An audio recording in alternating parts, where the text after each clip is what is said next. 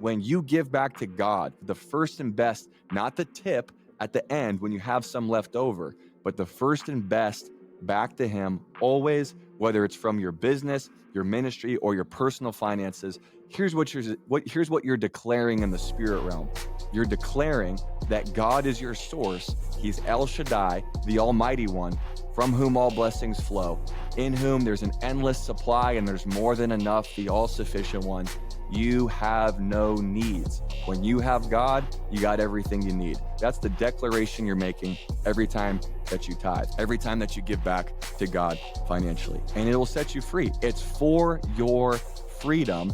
And for what purpose? What do we just see in Proverbs? It actually makes room for more. It says, do this so your barns will be filled with plenty and your vats will overflow with new wine. If you want to live an overflowing life, I want you to say in the chat, I'm ready to overflow with God. 2 Corinthians chapter 9, verses 6 through 8.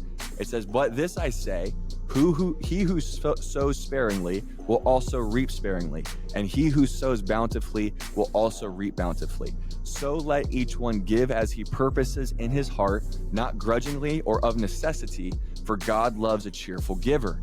And God is able to make, watch this, all grace abound towards you, that you always having all sufficiency in all things may have an abundance for every good work.